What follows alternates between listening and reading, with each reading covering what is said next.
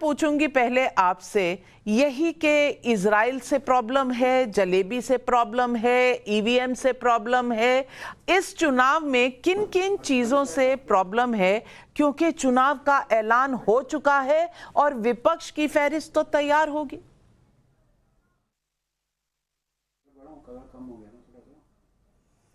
नाविका जी नमस्ते। देखिए, हमें किसी से कोई समस्या नहीं है। हमारे राज्य का चुनाव अच्छे से करा दिया जाए, एक नई सरकार बन जाए, लोगों के विकास के काम हो सके, हमें बस यही चाहिए।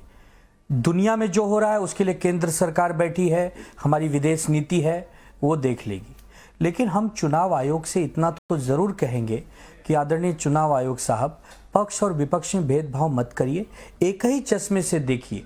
क्योंकि आज चुनाव आयोग ने सुबह ट्वीट किया कि हम चुनाव आयोग का आज प्रेस कॉन्फ्रेंस करेंगे शाम को 3:30 बजे, लेकिन आज ही महायुति के मुख्यमंत्री जी गिफ्ट बांट रहे हैं।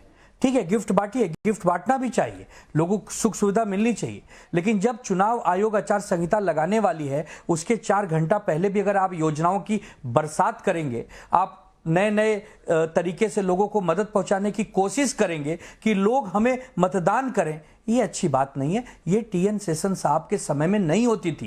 टीएन शेषन साहब का समय हम सब बहुत छोटे रहे होंगे, लेकिन हमने सुना है, पढ़ा है, देखा है कि उनके लिए न प्रधानमंत्री में कोई बहुत बड़ा महत्व था और न तो विरोधी पक्ष नेता में कोई उनको दिलचस्पी थी। वो अपना काम बड़ी ईमानदारी से करते थे। राजीव कुमार साहब जो हैं, ये कह रहे हैं कि भाई असली राष्ट्रवादी कांग्रेस पार्टी अजीत दादा पवार की है, असली शिवसेना एकनाथ शिंदे की है। तब प्रश्न चिन्ह लगता है कि आप बिना सोचे समझे, बिना जांचे एक तरफा फैसले क्यों देते हैं? जिस प्रकार पूरे भारत से ईवीएम को लेकर नाराजगी आती है, जनता की आती है ना, कि कोई विदेशी लोगों की आती है। हमारे देश के नागरिक अगर असंतुष्ट हैं, एक व्यक्ति भी अगर असंतुष्ट है, तो आप सफल नहीं हो पाए हैं। आपको आत्मचिंतन करना होगा, आपको देखना होगा कि कहां कमी रह गई। अब महाराष्ट्र का चुनाव है, 20 नवंबर आपने तो डेट कर दी है। 140 करोड़ जनता देश की संतुष्ट होगी, तभी आप संतुष्ट होंगे।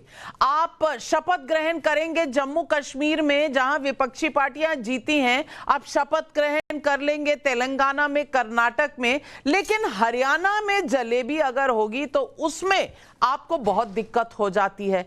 प्रदीप भंडारी जी, आप जवाब दीजिए इस बात का कि कश्मीर में दिक्कत नहीं है, कर्नाटक में, तेलंगाना में कहीं पर भी इनको दिक्कत नहीं हुई। दिक्कत हुई जहां बीजेपी जीतती है, वहां इजराइल भी आ जाता है और वहां पर ईवीएम भी बैटरी डाउन हो जाता है या खराब हो जाता है। नाविका जी, आपके सभी दर्शकों को मेरा नमस्कार।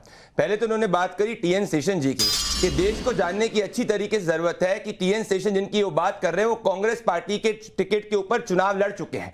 तो अगर इनके लिए रोल मॉडल ऐसे चुनाव आयोग हैं जो कांग्रेस पार्टी के चुनाव पे टिकट लड़ सकते हैं, तो इनको इनकी ईमानदारी मुबारक। हमने नवीन चावला का भी समय देखा है, जब जिनके ट्रस्ट के ऊपर गांधी परिवार का पैसा भी हुआ करता था, जिसपे इंक्वायरी थी। तो मैं कहना चाहता हूं, आनंद दुबे जी, ऐसी बातें मत करिए। आप ये संविधान लेके घूमते हैं आनंद दुबे जी। अब अगर आपको लगता है कि संविधान में आपको विश्वास नहीं है और आपको लगता है ईवीएम खराब है, तो जम्मू कश्मीर में तो भारतीय जनता पार्टी ने सरकार नहीं बनाई। आपको कह देना चाहिए कि जम्मू कश्मीर में आप सरकार नहीं बनाएंगे, तेलंगाना के अंदर भारतीय जनता पार्टी ने सरकार नहीं बनाई थी, कर्नाटक में भारतीय जनता पार्टी ने सरकार नहीं बनाई थी। तो आप लोकतांत्रिक व्यवस्थाओं पर सवाल क्यों उठा रहे हैं? मैं बताऊंगा सवाल क्यों उठा रहे हैं। आनंद दुबे जी घबराए हुए हैं। 2 महीने तक पहले मेरे डिबेट में बोल रहे थे कि महाराष्ट्र के अंदर प्रेसिडेंट रूल लग जाएगा, वरना वो अपना नाम बदल देंगे। आज प्रेसिडेंट रूल नहीं लगा है, चुनाव हो चुके हैं, तो इसलिए आनंद दुबे जी घबरा रहे हैं कि भारतीय जनता पार्टी की सरकार आएगी। बौखलाहट इतनी, नाविका जी, कि उद्धव ठाकरे जी का ये वीडियो है। ये वीडियो में उद्धव ठाकरे जी कह रहे हैं कि जितनी भी एनडीए की स्कीमें हैं, वो सब की सब उद्धव ठाकरे जी बंद कर देंगे। मतलब 2 करोड़ महिलाओं को जो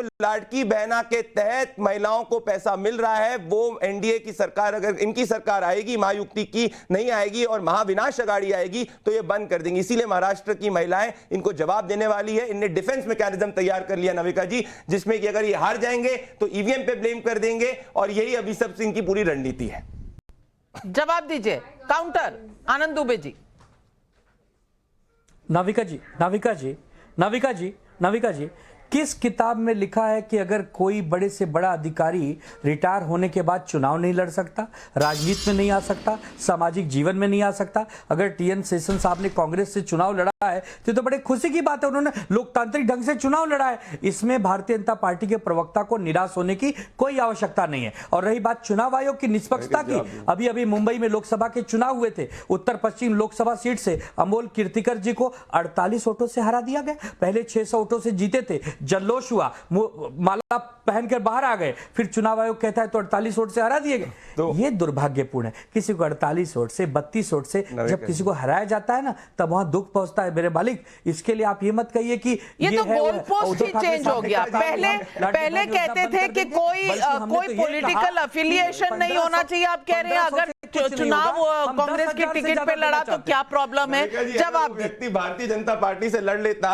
तो उसकी पूरी क्रेडिबिलिटी को ही खत्म कर देते। आज इनने कह दिया इंडिपेंडेंट इंस्टीट्यूशन मतलब कोई कांग्रेस पार्टी से चुनाव लड़े, ये है इनकी परिभाषा। अब देखिए क्या तर्क दे रहे हैं। ये कह रहे 40 वोटों से चुनाव हार गया। क्या देश में पहली बार ऐसा हुआ है कोई व्यक्ति 40 वोटों से या 200 वोटों से चुनाव हुआ है? मध्य प्रदेश चुनाव 2018 के अंदर भारतीय जनता पार्टी 12 सीट जो है वो 1000 वोट से कम से हारी थी और कांग्रेस पार्टी की सरकार बनी थी। हमने चुनाव आयोग पे सवाल नहीं उठाया था, हमने ईवीएम पे सवाल नहीं उठाया था। आनंद दुबे जी की फ्रस्ट्रेशन में समझ सकता हूं नविका जी, इनको उद्धव ठाकरे जी को महाविनाश अघाड़ी सीएम उम्मीदवार नहीं घोषित कर रही हैं, इसीलिए इतने घबराए हुए हैं ये और पहले से डिफेंस मैकेनिज्म तैयार हो रहे हैं। अगर इनके लॉजिक के हिसाब से क्या उद्धव ठाकरे की सेना के अंदर अगर हर व्यक्ति क्या उद्धव ठाकरे जी से खुश है? नहीं है तो उद्धव ठाकरे जी को रिजाइन कर देना चाहिए।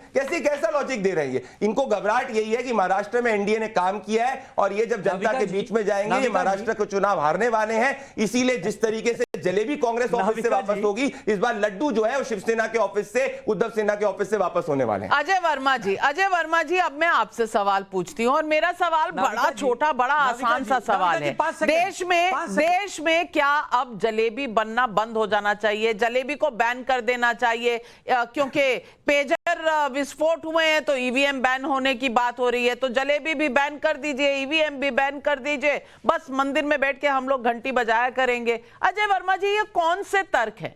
ये कौन से तर्क दिए जा रहे हैं जो इस वक्त सता रहे हैं विपक्ष को? बस एक चुनाव हरियाणा का आप हारे हैं, बाकी जम्मू कश्मीर का तो आप जीते हैं। तब चुनाव आयोग दुरुस्त था, ठीक था, हरियाणा हार गए तो हाय तौबा।